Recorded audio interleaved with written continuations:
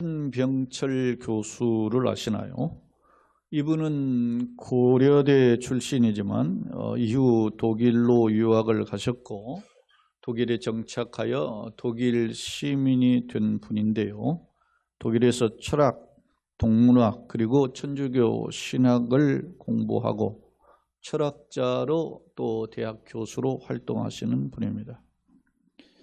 그런데 이분이 2010년도에 한국어로 번역이 독일어로 쓰고 한국어로 번역된 피로사회라고 하는 책이 우리나라에서 약 8개월 동안 4만 부가 팔리는 소위 베스트셀러가 되어 많은 사람들에게 영향을 줬는데요.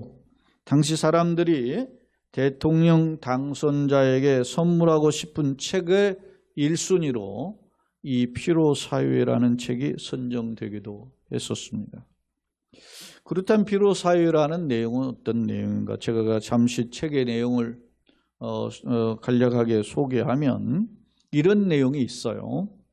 과거 14세기, 제가 조사한 자료는 1346년부터 1353년인데 이 14세기 중반에 패스트, 흑사병으로 알려져 있죠. 이 흑사병이 유럽을 강타해서 소위 유럽을 휩쓸고 가면서 수많은 죽음의 공포로 몰아넣었어요. 그런데 이분의 이제 주장에 현대 사회는 이러한 어떤 외적인 바이러스에 의한 공포보다는 우울증, 불안, 과로, 신경쇠약 등 정신병으로 고통을 당하고 있다라고 지적했어요. 특히 한병철 교수는 현대사회가 피로사회가 되는 그런 이유가 뭐냐? 그 근본 원인을 결핍, 모자람이 아니고 오히려 과잉으로 인해 발생하는 현상이다라고 지적했어요. 예를 들면 사람들이 과도하게 뭔가를 가지려고 집착하다가 보니까 거기에 따르는 실패의 두려움 그리고 이러한 것들의 스트레스가 그 사람 개인과 사회를 피곤하게 만들었다. 피로사회가 되게 했다라고 하는 지적입니다. 그렇습니다. 어떤 육체적이나 환경적이나 사람들이 부족해서가 아니고 이제는 과잉으로 인해서 찾아오는 문제점에 대해서 고민하는 시대가 되었다는 것입니다. 사랑하는 성도 여러분, 여러분은 혹시 남들이 이루어 놓은 성과, 그런 성과를 나도 이루어야 한다라는 그런 상대적인 경쟁감, 그런 곤핍감에 빠져 있지는 않습니까? 이것이 피로사회의 한 모습이라는 지적입니다. 다시 말해서 남들이 정한 성공 기준 때문에 내가 낙심하거나 또 절망하거나 그리고 우울증에 빠지지 않느냐는 질문입니다. 그렇다면 우리는 어떻게 해야 이런 상대적 빈곤감에서 해방될 수 있을까? 그것은 상대적인 비교를 통한 세상적인 위로가 아니라 절대적인 하나님의 위로가 필요한 시점에 우리는 와 있다는 것입니다. 이런 상대적인 곤핍감, 경쟁사회에 따른 피곤함이 있을수록 우리는 절대적인 주인이신 하나님을 찾고 그 하나님으로부터 힘의 능력을 공급받아야 되는데 많은 사람들이 이 비결을 놓친다는 지적입니다. 사랑하는 여러분, 오늘 저는 우리가 함께 읽은 누가복음 2장 22절로 35절을 통해서 세상적인 위로가 아닌 하늘의 위로를 바라보고 사는 한 사람을 살펴보고자 합니다. 물론 그 사람은 시몬이라고 하는 노정의 할아버지입니다. 그렇다면 이 시몬이라는 할아버지는 과연 어떻게 하늘의 위로를 덧입을 수 있었을까? 저는 오늘 제목을 하늘의 위로를 바라봅시다 라고 정했는데요. 오늘 이 주제의 핵심을 시몬은 평생 하나님의 위로를 소망한 자였다라고 하는 주제 아래 말씀을 살펴보고자 합니다. 먼저 22절로 24절을 함께 읽도록 하겠습니다. 모세의 법대로 정결 예식의 날이 참에 아기를 데리고 예루살렘에 올라가니 이는 주의 율법에 쓴 바 처음 난 남자마다 주의 거룩한 자라 하리라 한 대로 아기를 주께 드리고 또 주의 율법에 말씀하신 대로 산부들기 한 쌍이나 혹은 어린 집비들기 둘로 제사하려 함이더라. 자, 이 말씀이 무슨 말씀인고 하니 지금 예수님의 육신의 부모인 요셉과 마리아가 이제 예루살렘 성전에 올라가는 거예요. 예수님의 생후 출생 후에 어떤 일을 했느냐? 8일 만에 할례를 마치고 이제 결례를 행하기 위해서 올라갔어요. 그 결례를 행하는 목적이 오늘 지금 22절, 24절은 세 가지 목적임을 알 수 있어요. 첫째, 결례대로 이게 율법에 쓴 바 됐잖아요. 모세의 법대로 정결 예식의 날이 참회라고 했어요. 정결 예식의 날이 뭐냐? 레위기 12장 2절을 보면 이런 표현이 있어요. 레위기 12장 2절을 한번 읽어보겠습니다. 이스라엘 자손에게 말하여 이르라. 여인이 임신하여 남자를 낳으면 그는 이래 동안 부정하리니 곧 월경할 때와 같이 부정할 것이며 아이를 출산하고 낳았을 때 남자아이를 낳았을 때 7일 동안 산모가 부정하기 때문에 그 정결례를 치러야 되는 7일 후에 그 정결 예식을 치르기 위해서 성전에 올라갔으면 알 수 있어요. 또한 23절에는 주 율법에 쓴 바 첩태에서 난 자마다 주의 거룩한 자라. 그래서 이건 초태생 규례예요. 처음 태어난 것은 사람이든 가축이든 다 하나님께 속한 것, 모든 게 다 하나님께 속했는데 가축도 마찬가지고 식물도 마찬가지고 처음 난 건 다 하나님께 속한 거예요. 근데 이제 가축이나 사람은 처음 태어난 것을 하나님께 대표 원리로 바쳐요. 모든 걸 대표한다는 거예요. 그래서 그 대표 원리로 처음 난 아들, 그리고 처음 난 가축, 그리고 처음 거둔 곡식을 바치거든요. 이 초태생 규례라고도 하고 곡식을 바치는 것은 초실절 규례라고 해요. 이건 대표 원리예요. 모든 것이 다 하나님 건데 대신 하나님께 드립니다 하고 드리는데 그렇다고 아들을 바치지 않고 아들의 그 해당하는 속전을 드리는 거죠. 이걸 초태생 규례라고 해요. 그리고 이제 24절에는 또 율법이 말씀하신 대로 산비둘기 한 쌍이나 혹은 집비둘기 둘로 제사를. 그러니까 가난한 사람은 부자는 양이나 소를 잡아서 제물로 드리지만 가난한 사람은 이렇게 제물로 하나님 앞에 속죄제를 드리는 거예요. 이거는. 그래서 한 인생이 태어난 사람의 출발점을 이렇게 하나님 앞에 헌신함을 통해서 나아가요. 그래서 요셉의 이제 예수님 육체의 부모인 요셉과 그 마리아가 이제 예루살렘에 이러한 정결례와 초태생 규례와 그리고 속죄 제물을 드리기 위해서 예루살렘에 올라갔던 것입니다. 그런데 그 상황에서 이렇게 올라갔는데 항상 성전에서 살고 있던 한 노인 양반을 만나게 된 거예요. 자, 25절을 같이 한번 읽어봅시다. 시작. 예루살렘에 시몬이라 하는 사람이 있으니 이 사람은 의롭고 경건하여 이스라엘의 위로를 기다리는 자라. 성령이 그 위에 계시더라 라고 기록하고 있습니다.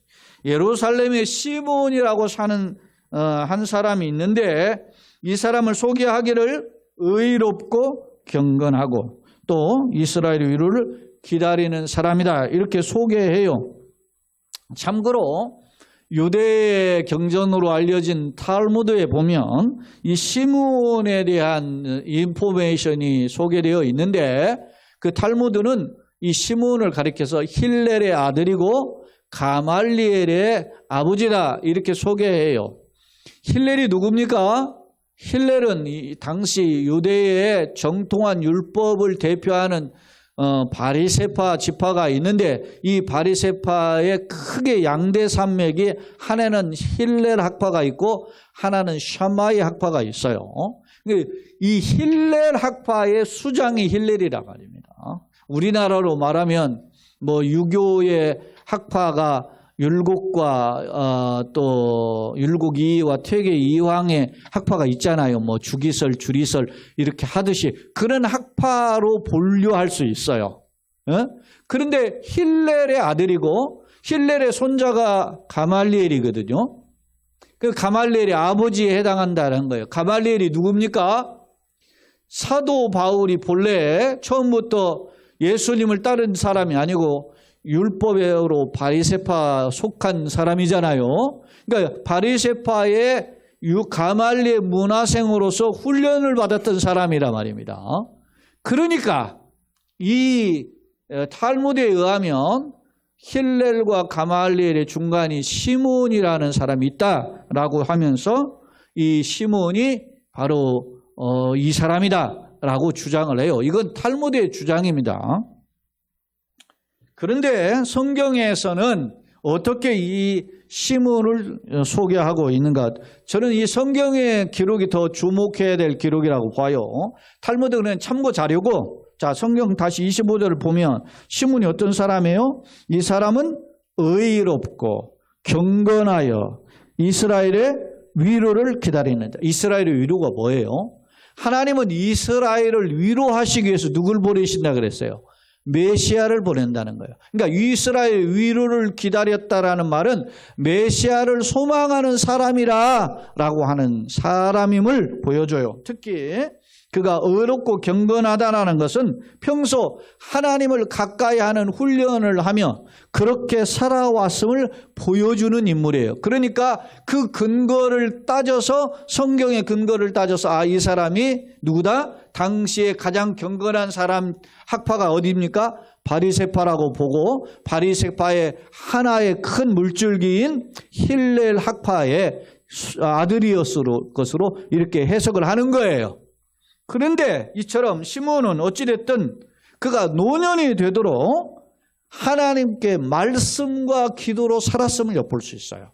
그는 경건했다, 의로웠다 이런 표현이. 그리고 하나님의 말씀을 붙잡았기 때문에 하나님의 이스라엘의 위로를 기다리는 자였음을 알 수 있어요.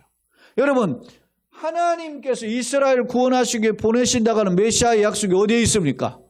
말씀을 통해 있잖아요. 그러니까 이 사람은 말씀을 가르치는 그리고 말씀을 연구하는 랍비이고 학자였음을 엿볼 수 있어요. 주님은 나의 최고봉이라는 책을 썼던 오스왈드 챔버스가 있죠. 이 오스왈드 챔버스는 이런 표현을 냈어요. 기도 때문에 치루어야 할 불편을 생각하지 마라. 왜냐하면 하나님은 당신을 기도하게 만들기 위해서 하나님은 당신의 모든 것을 희생하셨다. 그러니까 성도가 기도하는 삶이 최고의 축복이고 통로다라고 하는 것을 소위 역설적 표현으로 이 오스왈드 챔버스는 이야기한 거예요. 그러니까 내가 하나님께 기도하도록 하기 위해서 하나님은 자신의 모든 걸 내어주셨다. 사랑하는 여러분, 우리가 하나님의 말씀과 기도의 삶을 사는 것은 최고의 축복인 줄로 믿습니다. 내가 복을 못 받았다라는 말은 내가 말씀과 기도에 멀어졌다라는 거예요. 이렇게 생각하셔야 돼요. 내가 말씀과 기도의 삶을 게을리하고 멀리하는데 내가 잘 나간다, 세상에 잘 나가고 박수 받는다. 그건 뭐예요? 축복이 아니라 따라서 합시다. 위기예요. 여러분, 앉아서 넘어지면 데미지가 적지만 서서 넘어지면 데미지가 커요. 언덕에 지붕 위에서 떨어지면 데미지가 커요. 하나님 없이 잘 되면 더 위험스러워지리라. 오늘날에는 뭐요? 하나님 없이 잘 되는 일이 질비해. 하나님을 떠나서 살아가는 일이 행복한 것처럼 포장된 것이 오늘 세상에 질비하단 말입니다. 그러한 잘못된 생각들을 오늘 교회에 올라와서 하나님의 말씀을 들었고 마음을 고치고 궤도를 수정하는 겁니다. 삶의 방향성을 수정하는 것이 믿음의 결단인 줄로 믿습니다. 오늘 우리에게 교훈하고 있어요. 시몬이라는 사람은 하나님의 위로를 기다리는 랍비였는데 그 사람은 어떻게 말씀과 기도의 삶을 살았다라고 하는 것입니다. 주목할 점은 그가 기도할 때 하나님 말씀을 읽을 때 하나님께서 위로하셨는데 야 너가 메시아를 만날 것이라는 하나님의 약속이 있었다라는 거예요. 자 한번 봅시다. 26절 27절 같이 한번 읽어볼까요? 자 그가 주의 그리스도를 보기 전에는 죽지 아니하리라 하는 성령의 지시를 받았더니 성령의 감동으로 성전에 들어가매 마침 부모가 율법의 관례대로 행하고자 하여 그 아기 예수를 데리고 오는지라. 이 사람은 성령으로 성령의 감동으로 성령의 지시를 받아. 여러분 보세요. 25절, 26절, 27절에 반복해서 하는 표현이 뭐가 있어요? 25절에서는 뭐요? 성령이 그 위에 계셨다. 26절은 성령의 지시를 받았다. 27절에는 성령의 감동으로. 할렐루야. 하나님의 성령에 붙들린 사람이었다는 거예요. 무엇에 붙들리는가? 세상 사람들은 돈 좀 있으면 돈에 붙들려요. 세상 사람들은 유명해지고 인기하면 인기에 붙들려요. 그러다 한순간 날아가죠. 그리고 교회는 액세서리야. 신앙은 액세서리 아닙니까? 에? 술집 가서 말이죠. 뺑소니에서 걸려 들어간 사람, 그 사람 교회 간증하고 돌아다닌 사람 아니에요? 응? 그러니까 제가 이야기하잖아요. 간증 조심하라고, 간증. 간증하는 순간 내가 누구예요? 유명인사 특히 저 사람이 교회 다니는 줄 예수 믿는 줄 더 잘 알잖아. 그러면 책임이 더 무거운 거라 말입니다. 에? 뭐 서울시를 하나님 앞에 바치는 게 중요한 게 아니야. 그거 안 바쳐도 내가 하나님 뜻대로 살고자 고민하는 것을 더 귀하게 보시는 줄로 믿습니다. 여러분 서울시 아니라 대한민국 온 세계를 하나님께 바쳐도 하나님께는요 그냥 콧김으로 불어보시면 날아가는 것이 세상이에요. 아무것도 아니라 말입니다. 오늘 우리가 하나님 뜻대로 살고자 고민하는 것을 기뻐하시는 줄로 믿습니다.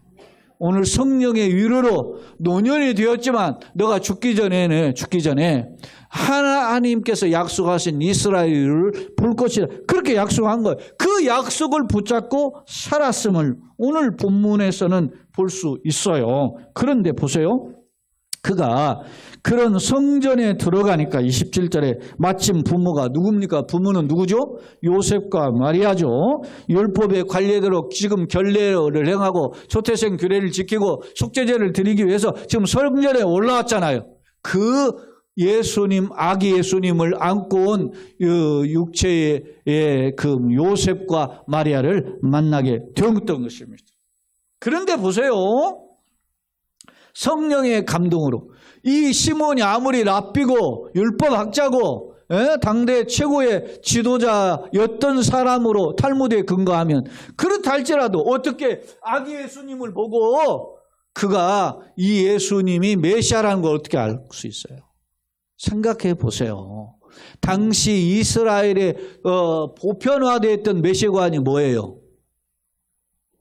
메시아는 누구의 후손으로 오시죠? 다윗의 후손으로 오셔요. 다윗이 왕권을 가지고 오신다 그랬어요. 그러니까 메시아는 어떤 모습으로 올 것으로 기대했어요?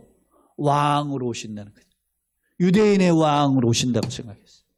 만왕의 왕, 만주의 주로 오신다고 생각했어요. 이게 이스라엘의 보통의 뭐요? 전통적인 메시아관이에요. 그런데 예수님은 지금 누구의 품에 안겨서 지금 성전에 올라오고 있죠? 아버지 요셉, 어머니 마리아. 아버지 요셉이 어떤 사람입니까 지금? 목수 출신이라 말입니다. 전 나사렛 시골뜨기와 같은 촌부라 말입니다. 허름한 옷에 그리고 그가 가지고 있는 온 재물이 뭡니까? 예? 산비둘기나 집비둘기의 한 쌍 아닙니까? 그걸 가지고 겨우 그러니까 그가 가지고 있는 재물만 봐도 저 사람이 가난하다는 건 뻔히 잘 알아요. 시몬이 보기에 어떻게 저런 누추한 사람의 자녀가 하나님의 아들 메시아일까 생각 안 했겠어요? 근데 그런 생각을 날려버리고 오늘 예수님을 안고 찬송할 수 있었던 비결이 뭘까요? 따라서 합시다. 성령의 감동. 성령이 아니고는 그리스도를 주라 시인할 수 없는 줄로 믿습니다. 저와 여러분이 예수를 믿는 것은 나의 노력이 아니라, 나의 결실이 아니라 하나님의 은혜가 부어졌기 때문인 줄로 믿습니다. 그래서 내 사랑하는 가족들이 전도하기 어려운데 그들의 마음 움직이는 비결도 내 노력이 아니라 주님의 은혜가 부어져야 되는 줄로 믿습니다. 주님의 은혜가 부어져야 돼요. 오늘 성령의 감동으로 어떤 자에게 성령의 감동을 하셨을까요? 오늘 보세요. 그가 의롭고 경건했어요. 말씀과 기도로 하나님의 나라를 소망할 때 그에게 찾아오신 성령이 그를 위로하셨고 그를 감동하셨고 그를 예수가 누구신지를 알아보게 하신 줄로 믿습니다. 오늘 우리가 이 예배당에 올라와서 이런 하나님이 나에게 주시는 음성을 듣는 은혜가 있기를 예수님의 이름으로 축원합니다. 여러분, 말라기 성경에 이야기하잖아요. 너희가 성전 문을 닫는 자가 있었으면 좋겠다. 왜? 와서 마당만 밟을 따름이다. 이사야 1장에 보세요. 뭐라고 합니까? 너희가 질린 제물에 내 눈이 따갑고 코가 질렸다 그랬어요. 에? 헛된 제사로 이름만 하나님을 찾을 뿐이라는 거예요. 그러니까 차라리 그냥 성전문을 닫아버리면 좋겠다. 왜? 너희들이 가서 사는 거 봐라. 예수 없이 하나님 없이 사는 거예요. 오늘날 많은 사람들이 이야기하죠. 큰 교회 어떤 예배당에서 어떤 그런 예배를 드렸다. 어디 예배당에서 뭘 했다. 그게 뭐가 그렇게 중요하냐고. 에? 그것이 자기의 이름값하고 걸맞는 것처럼 느끼는 착각 속에 사는 거예요. 내가 오늘날 예배당에 올라가서 예배하고 왔으니 하나님 나에게 복을 주실 것이지. 천만의 말씀. 내 마음을 찢고 주님 앞에 부복할 때 은혜가 임하는 줄로 믿습니다. 내가 헌금을 많이 했으니까, 내가 교회를 얼마나 이렇게 봉사를 많이 했으니까 착각입니다. 사랑하는 여러분, 오늘 주님을 만나는 은혜가 있기를 예수님의 이름으로 축원합니다. 오늘 누가복음 2장의 시므온은 예수님을 바라보는 안목을 성령을 통해서 가졌던 것이죠. 사랑하는 성도 여러분, 성경 속에서는 오늘 우리의 눈을 들어서 하나님을 바라보라는 권면의 말씀으로 가득 차 있으며 그 대표적인 말씀이 히브리서 12장 2절인데요. 히브리서 기자는 뭐라고 이야기하는지 한번 우리가 잘 아시는 말씀을 같이 한번 읽어봅시다. 시작. 믿음의 주요 또 온전케 하시는 이인 예수를 바라보자. 할렐루야. 이 말씀이 어디에 기록되어 있어요? 히브리서 12장 2절이에요. 그런데 놀라운 것은 히브리서 11장이 소위 믿음장이라는 거예요. 수많은 믿음의 선배들이 뭐요? 믿음을 가지고 바라보았다는 거예요. 믿음은 바라는 것들 실상에 보지 못하는 것들의 증거니 선진들이 이로써 증거를 얻었느냐. 믿음으로 모든 세계가 하나님의 말씀으로 지어진 것을 우리가 안 하니 보이는 것은 나타나는 것은 든 것이 아니니라. 믿음으로 아벨은 가인보다 더 나은 제사를 하나님께 드림으로 의로운 자라 일컬음을 받았다. 이런 표현을 하고 믿음으로 에녹은 하나님과 동행하셨다. 그가 하나님과 동행할 때에 하나님께서 저를 기쁘시게 하는 자라고 칭함을 받았다. 믿음이 없이는 기쁘시게 못하나니 하나님께 나아가는 자는 반드시 그가 계신 것과 그가 자기를 찾는 자들에게 상 주시는 이 좀 믿어야 할지. 지금 제가 히브리서 11장 1절로 6절의 말씀을 소개했는데 쭉 소개해요. 믿음의 사람들. 이 사람들이 전부 다 누굴 바라봤다는 거예요? 하나님의 약속을 가진 믿음의 사람이었다. 그러니 우리도 히브리서 12장에서 우리도 믿음의 주요 우리를 온전케 하시는 성숙한 그릇으로 인도하시는 예수를 바라보자. 할렐루야. 이렇게 소개하는 거예요. 근거를 하나 더 살펴보겠습니다. 요한복음 8장에 보면 예수님 하신 말씀인데 8장 56절 같이 한번 읽어봅시다. 시작. 너희 조상 아브라함은 나이 때 볼 것을 즐거워하다가 보고 기뻐하였. 사랑하는 여러분, 예수님은 아브라함보다 역사적으로 2000년 후의 인물이에요. 근데 예수님이 지금 이야기하는 거예요. 너희 조상 아브라함은 예수님을 이미 지금 나의 때, 예수님은 지금 누구예요? 메시아란 말이에요. 메시아의 때를 보고 즐거워하다가 보고 기뻐했다는 거예요. 다시 말하면 아브라함 역시 무슨 신앙으로 살았다? 메시아 신앙으로 살았다. 할렐루야! 2000년 전에 예수님의 육체의 마태복음 1장에 뭐라고요? 아브라함과 다윗의 자손 예수 그리스도의 계보라고 하잖아요. 아브라함이 예수님의 조상이에요. 그런데 아브라함이 자신이 사는 동안에 누굴 바라봤어요? 장차 자기의 후손으로 오시지만 나의 구세주이신 메시아를 바라보았다는 것입니다. 어떻게 사느냐 매우 중요해요. 예? 아브라함이 어떻게 했어요? 예수님 이후에 초대교회가 어땠습니까? 예수님이 약속하시고 지상에 계시다가 승천하셨잖아요. 그런데 항상 인사가 예수님의 이름이 있어요. 주께서 너희와 함께 하십니다. 주께서 곧 임하십니다. 마라나타 이야기 인사하잖아요. 그러면 아멘 주 예수여 오시옵소서. 항상 예수님과 관련된 인사를 했음을 엿볼 수 있어요. 자, 이 예수님을 지금 목격한 이 시므온이 예수님의 부모로부터 아기를 안고 어떤 찬송을 하는지 봅시다. 28절로 33절은 시므온이 예수님을 안고 부르는 소위 찬송이에요. 시작! 시므온이 아기를 안고 하나님을 찬송하여 이르되 주제여 이제는 말씀하신 대로 종을 평안히 놓아주시는 도다. 내 눈이 주의 구원을 보았사오니 이는 만민 앞에 예비하신 것이요 이방을 비추는 빛이요 주의 백성 이스라엘의 영광이다 하니 그의 부모가 그에 대한 말들을 놀랍게 여기더라. 지금 예수님을 안고 있는 요셉과 마리아의 품에서 이 시몬이 안고 주님을 주제여 하나님 아버지 찬송하는 것이죠. 만왕의 왕이시여 하면서 찬송합니다. 뭐라고 찬송합니까? 이제는 나를 평안히 놓아주지.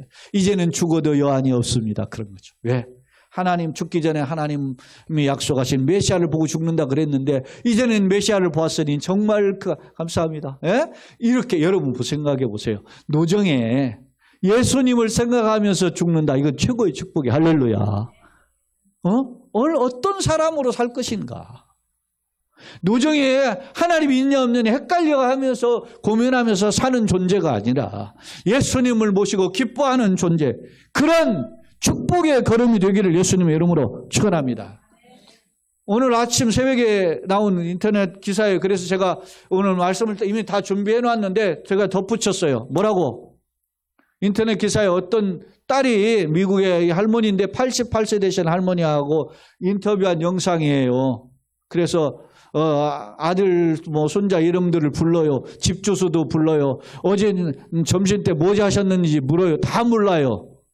그런데 그러면 예수님은 아세요? 그러니까 예수님을 알지요 하면서 예수님은 나를 위하여 집을 준비하시고 나를 데리러 오실 분입니다. 그러면서 나는 그를 사랑합니다. 그렇게 이 치매 걸린 할머니가 다 잊어버렸는데 그것이 유튜브 조회수 1000만 뷰를 지금 돌파했어요. 그것을 우리나라 유튜버가 그것을 일종의 다시 편집해서 또 올렸던데 사랑하는 여러분, 현대 우리가 사는 사회는 불확실성의 시대입니다. 많은 것을 가지고 있고 많은 것을 배웠고 그리고 많은 사람들을 향해서 박수를 받아도 상대적 빈곤감, 상대적 열등감에 항상 불안해하는 소위 피로 사회에 우리는 살고 있습니다. 때문에 많은 사람들이 가장 큰 게 뭐라고 해요? 스트레스 많이 받는다. 스트레스는 각종 질병의 근원이라고 하잖아요. 우리가 우리 몸에서 우리 몸을 파괴하는 그것이 소위 의학적으로 활성산소라 그러잖아요. 예? 이게 산소가 정한 그 규칙을 가지고 있어야 되는데 그 산소가 그 균형을 잃어버린다는 거죠. 왜? 스트레스에 의해서. 그래서 그것이 활성산소가 되어가지고 막 세포를 파괴하는데 활성산소 하나가 파괴하는 것이 세포 2,000개라 그래요. 그러니까 스트레스를 받을수록 막 수많은 것이 파괴되고 그 파괴된 이 세포가 암세포가 된다 그러잖아요. 그래서 하루에 평균 사람들 중에 암세포가 한 2만여 개씩 만들어진다 그래요. 그것을 해소해야 되는데, 예? 그래서 활성산소, 이 산화되는 걸 막기 위해서 저항하는 게 필요하죠. 그래서 항산화제, 항산성화제를 먹는 거예요. 그래서 비타민 C, B 이런 걸 먹는 게 뭐예요? 나의 몸에 인위적으로 발생하는 세상적인 수많은 스트레스로 내 몸을 파괴하는 것을 방지하기 위해서 젊을 때는 그 저항력이 강하지만 갈수록 내가 약해지니까 갈수록 이런 항산화제들이 필요한 거죠. 네? 그래서 먹는 거예요. 여러분, 몸을 건강을 챙기잖아요, 이렇게. 그런데 우리 영혼의 건강은 어떻게 했어요? 오늘 여러분이 하나님의 말씀을 통해서 나를 넘어뜨리려는 사탄의 도전을 과감히 물리칠 수 있는 하나님의 어떻게 항바이러스 주사를 맞으러 올라오신 줄로 믿습니다. 그런 주사를 맞고 말씀의 주사를 맞고 우리가 다시 한번 용기 맺고 일어서고자 하나님 말씀 앞에 서 있는 거예요. 여러분, 시몬이 살던 예수님이 출생하던 시대는 어떤 시대입니까? 신구약 중간기로 약 400년, 450년의 동안에 하나님의 메시지가 중단된 시기예요. 그러다가 누가 와서 메시지를 전했어요? 세례 요한이. 말라기 이후에 400년, 450년은 선지자가 활동을 안 했단 말입니다. 그만큼 영적 암흑기였어요. 이 영적 암흑기에 시몬이 어떤 삶을 살았습니까? 세상 사람들처럼 똑같이 흉내내고 대접받는 랍비로서 사는 것이 아니라 하나님의 위로를 기다리는 자로 살았어요. 말씀과 기도의 삶을 살았단 말입니다. 오늘 우리는 어떻게 사는가? 나는 어떻게 사는가? 오늘 여러분은 여러분의 가슴에 무엇을 안아보시기를 소원하십니까? 돈벼락을 맞아가지고 돈벼락 속에 한번 파묻혀 보기를 소원합니까? 세상적 박수와 명예 자랑거리가 가득할 것입니다. 시편 42편 5절, 시편 42편 11절, 시편 43편 5절은 똑같은 말씀에 3번을 반복했어요. 같이 그 중에 한 구절 같이 읽어봅시다.